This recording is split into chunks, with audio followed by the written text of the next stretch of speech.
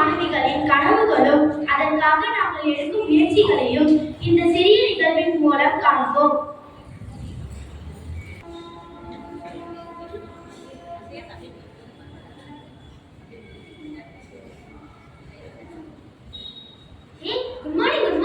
எல்லாரும் ஹோம்வொர்க்லாம் முடிச்சிட்டீங்களா?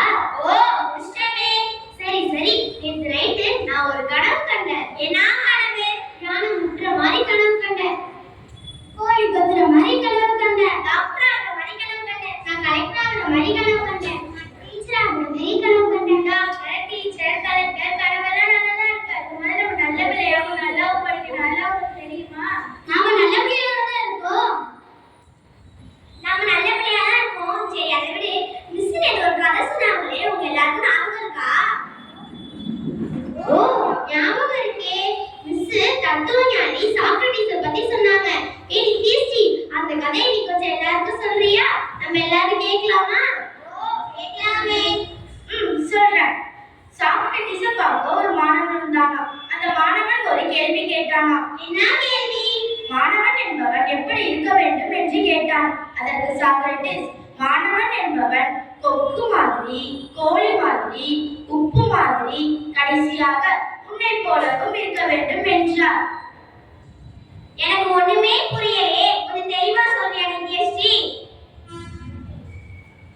சொல்றேன். கொக்கு நீண்ட நேரம் ஒற்றை காலில் பொறுமையாக நிற்கும். மீன்கள் வந்தவுடன் விரைந்து செயல்பட்டு பிடித்துவிடும்.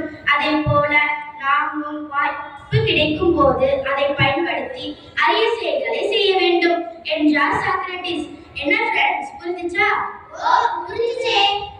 சரி, கொக்கை பத்தி பார்த்தோம், கோழியை பத்தி பார்க்கலாமா? கோழி என்ன செய்யும் தெரியுமா? குப்பைகளை கிளறும். ஆனால் அந்த குப்பைகளை விட்டுவிட்டு தனக்கு தேவையான உணவை மட்டும் எடுத்துக்கொள்ளும். அதுபோல மாணவிகளாகிய நாம் சந்திக்கும் தீமைகளை தூரத்தில் தள்ளி நன்மைகளை மட்டும் எடுத்துக்கொள்ள வேண்டும் என்றார் சாக்ரடீஸ். என்ன ஃப்ரெண்ட்ஸ், புரிஞ்சுச்சா? ஓ, புரிஞ்சுச்சே. சரி, கொக்கை பத்தியும் பார்த்தோம், கோழியை பத்தியும் பார்த்தோம், உப்பை பத்தி பார்க்கலாமா? ஆமா, உப்பை எந்த உணவோடு சேர்த்தாலும் அது இருக்கிறது என்று கூற முடியும். அதுவே கலக்கிய உணவில் உப்பு கண்ணுக்கு தெரியுமா? எப்படி தெரியும்? தெரியாது. அதன் சுவையை மட்டுமே உணர முடியும். அதுபோல நாமும் நமது சிறப்பான தனித்தன்மையை வெளிப்படுத்தி எந்த செயலில் இறங்கினாலும் சிறப்பாகவும் நேர்த்தியாகவும் செய்ய வேண்டும் என்றார் சாக்ரடீஸ். என்ன, புரிஞ்சுச்சா ஃப்ரெண்ட்ஸ்? ஓ, புரிஞ்சுச்சே. கொக்கை பத்தி பார்த்தோம், கோழியை பத்தி பார்த்தோம், உப்பை பத்தி பார்த்தோம். கடைசியா உன்னை போல் இருக்க வேண்டும் என்றாரே, அதன் பொருள் என்ன? மாணவிகளாகிய நாம் நமக்குள் எழக்கூடிய சந்தேகங்களை எந்தவித தயக்கங்களும் இல்லாமல் ஆசிரியரிடம் கேட்டு தெளிவு பெற வேண்டும். அதற்காகத்தான் உன்னை போல் இருக்க வேண்டும் என்றார் சாக்ரடீஸ். சந்தோஷமா ஃப்ரெண்ட்ஸ்? ஓ, சந்தோஷமே. நாமும் சாக்ரடீஸ் சொன்ன மாணவன் போல இருந்து மகிழ்ச்சியுடன் படிப்போம், வாழ்வில் வெற்றி பெறுவோம், சாதனை படைப்போம். நன்றி. கண்களை மூடி கரங்களை குவித்து பின்வரும் இறைவார்த்தைக்கு இடைத்து திறப்போம். யோவான் 15ஆம் அதிகாரம், இறைவார்த்தைகள் 7-10 முடிய. நீங்கள் என்னுள்ளும் என் வார்த்தைகள் உங்களுள்ளும் நிலைத்திருப்பது போல விரும்பி கேட்பதெல்லாம் நடக்கும். நீங்கள் மிகுந்த கனி தந்து என் சீடராய் இருப்பது என் தந்தைக்கு மாற்றி அளிக்கிறது. என் தந்தை என் மீது அன்பு கொண்டுள்ளது போல நானும் உங்கள் மீது அன்பு கொண்டுள்ளேன். என் அன்பில் நிலைத்திருங்கள். நான் என் தந்தைக்கு கட்டளைகளை கடைபிடித்து அவரது அன்பில் நிலைத்திருப்பது போல நீங்களும் என் கட்டளைகளை கடைபிடித்தால் என் அன்பில் நிலைத்திருப்பீர்கள். ஆண்டவர் வழங்கும் அருள்வாக்கு. இறைவா, மகன் நன்றி. அன்பு தந்தை இறைவா, புலர்ந்துள்ள புத்தாண்டில் புதிய நாளை கொடுத்த கிருபைக்காக உமக்கு நன்றி கூறுகிறோம். வளாகத்தில் கூடியுள்ள அனைவருக்கும் உடலுள்ள சுகத்தை தந்து ஆசீர்வதியும். நீரே இந்த நிலையில பெற்ற பொக்கிஷம் என்பதை உணர்ந்து எங்கள் கடமைகளையும் பொறுப்புகளையும் உணர்ந்து செயல்பட வேண்டும் என்று இறைவா உம்மை மன்றாடுகிறோம். எங்கள் ஜெபம் கேளும் ஜீவனுள்ள நல்ல தகப்பனே, ஆமென்.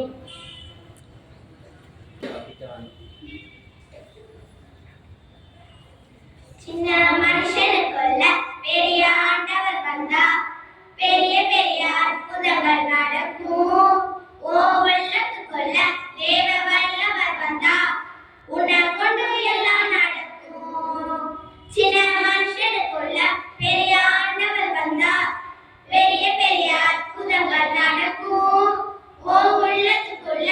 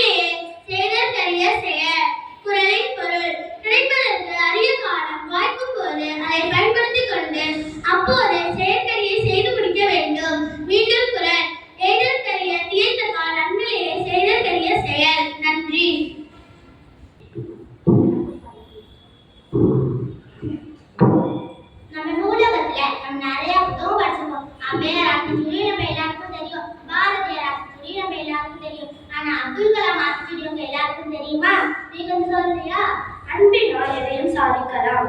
ஆசிரியரிடம் அறிவை கற்கலாம். இந்தியா வல்லரசாக முயற்சிக்கலாம். ஈன்றவர்கள் பெயரை கௌரவிக்கலாம். உழைப்பவருக்கே உயர்வுகள் கிடைக்கலாம். ஊருக்கு நல்லது செய்தால் நல்ல மனிதர் ஆகலாம். எண்ணங்களில் எழுச்சி பிறக்கலாம். எண்ணங்களில் நல்ல மாற்றங்களை சந்திக்கலாம். ஐயமின்றி வாழ உறுதி இருக்கலாம். ஒழுக்கமாய் வாழ உறுதி இருக்கலாம். 1000 கனவுகளுக்கு உயிர் கொடுக்கலாம். அப்பை அறிவுரைகளில் பெற்றி இன்றும் நடக்கலாம். அப்தே எங்கள் அன்பின் அப்துல் கலாம். நன்றி.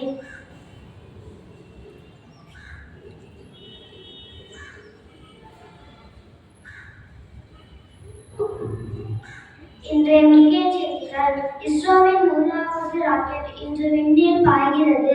மேட்டூர் அணையில் இருந்து காவிரி டெல்டா பாசனத்திற்கு திறந்துவிடப்பட்ட தண்ணீர் நேற்று மாலையுடன் நிறுத்தப்பட்டது. புதிதாக மாநகராட்சிகளுடன் இணைந்தாலும் 100 நாள் வேலை திட்டம் தொடரும். நீர்நிலை பாதுகாவலர் விருது பெற விண்ணப்பிக்கலாம். கலெக்டர் பிரியங்கா பங்கஜம் தகவல். நீர்நிலை மற்றும் சுற்றுச்சூழலை பாதுகாக்கும் பொதுமக்கள், தொண்டு நிறுவனங்கள், சமூக அமைப்புகளுக்கு விருதும் ரூபாய் 1,00,000 பரிசு வழங்கப்படும் என்று தெரிவிக்கப்பட்டுள்ளது. 31ஆம் தேதிக்குள் விண்ணப்பிக்கலாம். விளையாட்டுச் செய்திகள். ஜூனியர் பெண்கள் 20 ஓவர் உலகக்கோப்பை கிரிக்கெட் த்ரிஷா சதத்தால் இந்தியா அபார வெற்றி. பும்ராவுக்கு மேலும் ஒரு ஐசிசி விருது. ஆண்டின் சிறந்த வீரராக தேர்வு. இத்துடன் இன்றைய செய்திகள் முடிவடைகின்றன. இன்றைய நாளும் இனிவரும் எல்லா நாட்களும் இனிதாக அமைய இறைவனை பிரார்த்திப்போம். So let us check how you were alert in the morning. நமது தத்துவ ஞானி சாக்ரட்டிஸ் எது போல் நாம் இருக்க வேண்டும் என்று கூறுகிறார். ஃபர்ஸ்ட் எது போல்? என்ன பண்ணுச்சு? வாய்ப்புகளை எல்லாம் பயன்படுத்திக் கொள்ளும் சரியான நேரத்தில். Very good. இரண்டாவது, கோழி எப்படி இருக்கும்? என்ன செய்யும்? குப்பைகளை கிளறி எது தேவையோ அதை மட்டும் எடுத்துக்கொள்ளும். Very good. மூன்றாவது, உப்பு என்ன செய்யும்? தண்ணியை கரைத்து சுவை கூட்டும். சோ நம்ம தியாகங்கள் பல செய்தால் மட்டும்தான் வாழ்க்கையில் வெற்றி அடைய முடியும். நான்காவது, எதை போல இருக்க வேண்டும்? உன்னை போல் இருக்க வேண்டும். உன்னை போல் இருக்க வேண்டும் என்றால் என்ன செய்ய வேண்டும்? என்ன செய்யணும்? ஐயமின்றி உங்களுக்கு என்ன டவுட் இருந்தாலும் என்ன செய்யணும்? வாயை மூடிட்டு இருக்கணும்.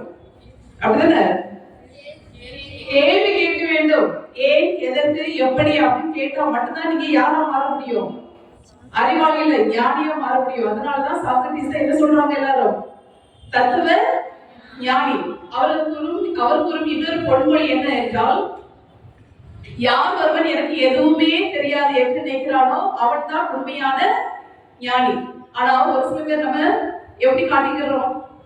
எனக்கு தான் எல்லாம் தெரியும்.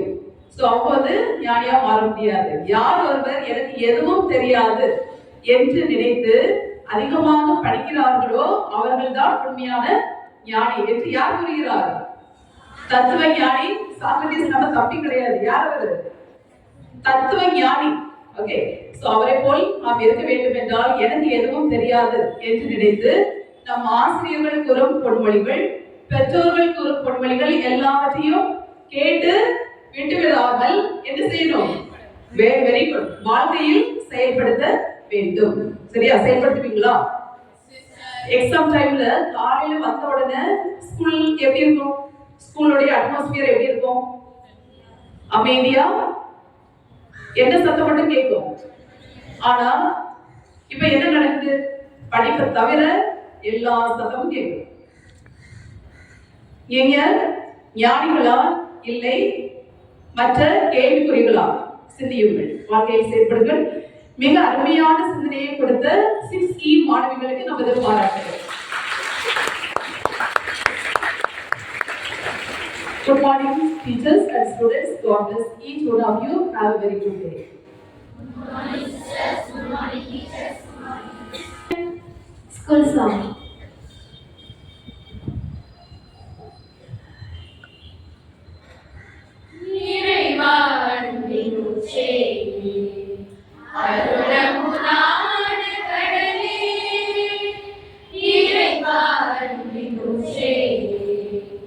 அருளமுதான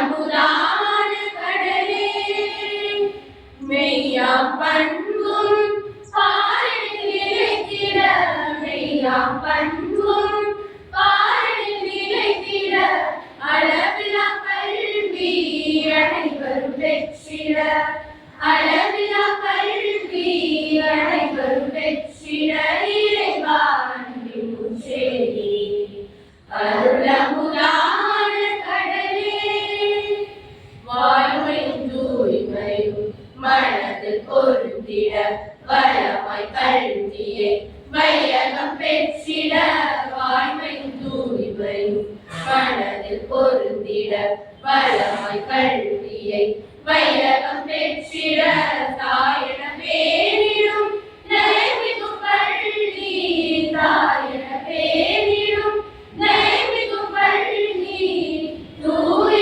இதய மேல்நிலை பள்ளி தூய இதய மேல்நிலை பள்ளி இறைவா அன்பின் உச்சேரி அருள